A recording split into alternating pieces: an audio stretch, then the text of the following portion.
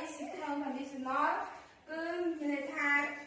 ប្រយោគលក្ខខណ្ឌទី2 form conditional is plus subject plus verb to plus object កាត់ថាម៉ា subject plus would plus verb to plus object ប្លន់នេះគឺជាប្រយោគរបស់ condition ចំណែកប្លន់នេះគឺជាប្រយោគរបស់វិសាលcondition គឺគេប្រើប្រាស់ជាមួយនឹង past simple ចំណែកវិសាលគេប្រើប្រាស់ជាមួយនឹង future in the past និយមន័យរបស់ conditional who talks about unreal until imagine or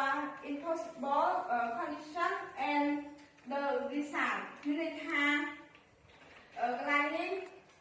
យើងសិក្សាពី conditional គឺមិនពិត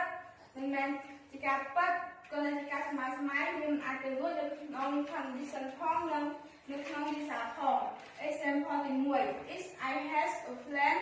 I would fly it around the world មានថាប្រយោគកន្លះកន្លែងនេះគឺជារបស់ condition កន្លះកន្លែងនេះគឺជារបស់វិសាលexample ទី1មានន័យថា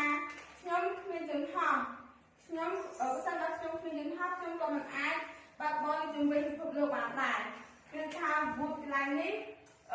បើសិនជាយើងសិក្សាពី future ដាក់វាតែបើសិនជាយើងសិក្សាពី future នៅខាងយើងដាក់ would example ទី2 Dara could lend me some money if he had Dara នឹងផ្សេងលើខ្ញុំបើសិនបើគាត់មានកន្លែងនេះមិនមែនជាការពិតទេព្រោះអីបើសិនជាគាត់អត់មានលុយតារាក៏មិនអាចផ្សេងលុយខ្ញុំបានដែរ example ទី3 if she knew the answer she would tell me នាងបើសិនបើនាងអត់ដឹងចម្លើយនាងក៏មិនអាចប្រាប់ខ្ញុំបានដែរមានន័យថា know កន្លែងនេះគឺជា verb 3ដែលជំនួសឲ្យ would នៅទីនេះexample ទី4 if she was sick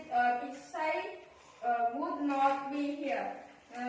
បើសិនបើនាងឈឺពិសេសក៏មិនអាចនៅជាមួយនាងបានដែរ verb កន្លែងនេះគឺបើសិនជាគេប្រើប្រាស់ verb នៅក្នុងប្រយោគ past simple ជាទូទៅគឺគេប្រើប្រាស់ was នៅក្នុងប្រយោគ simple conditional គឺគេមិនអាចប្រើប្រាស់ទេទោះបីជាកន្លែងនេះមាន she he it ឬអាចក៏ដោយ